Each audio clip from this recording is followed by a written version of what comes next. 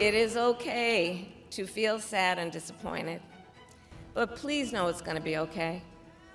On the campaign, I would often say, when we fight, we win.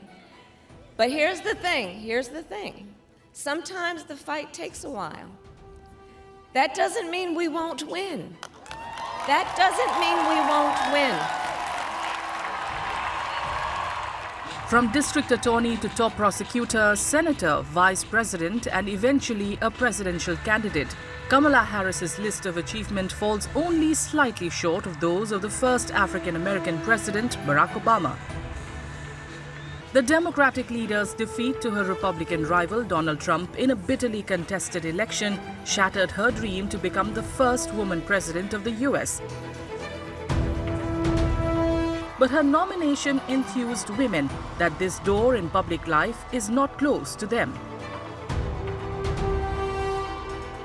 60-year-old Harris has known other firsts though.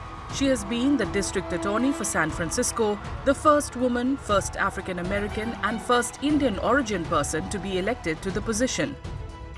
As vice president, she is the first woman to hold the post. Also, she happens to be the first African-American or Indian-American person to make it there.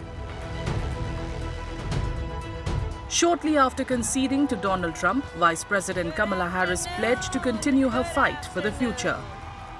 While I concede this election, I do not concede the fight that fueled this campaign.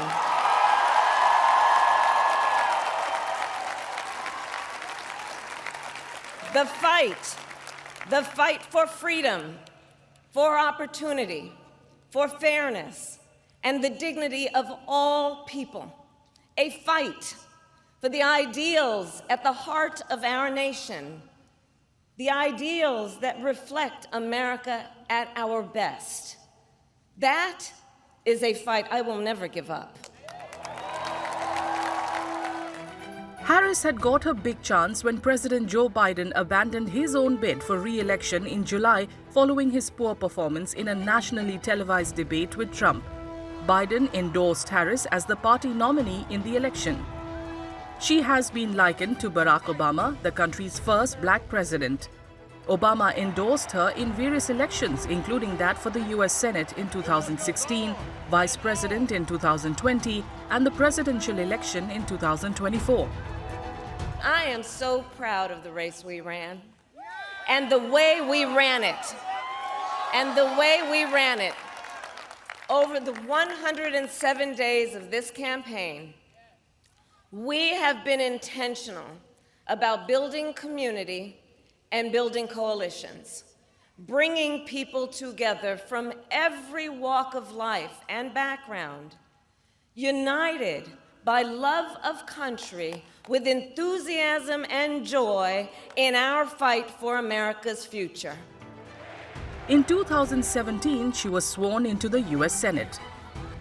As Vice President, she served as President of the Senate, setting a new record for the most tie-breaking votes cast in history, surpassing one that had stood for nearly 200 years. And her votes have been consequential. I will never give up the fight for a future where Americans can pursue their dreams, ambitions, and aspirations, where the women of America have the freedom to make decisions about their own body and not have their government telling them what to do. We will never give up the fight to protect our schools and our streets from gun violence. And America, we will never give up the fight for our democracy, for the rule of law, for equal justice, and for the sacred idea that every one of us, no matter who we are or where we start out, has certain fundamental rights and freedoms that must be respected and upheld. Harris was born to two immigrant parents, a black father and an Indian mother.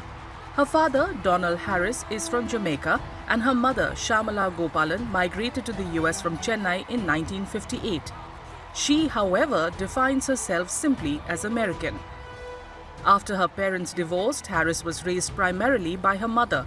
She says that her mother adopted black culture and immersed her two daughters, Kamala and her younger sister Maya, in it. Harris grew up embracing her Indian culture but living a proudly African American life.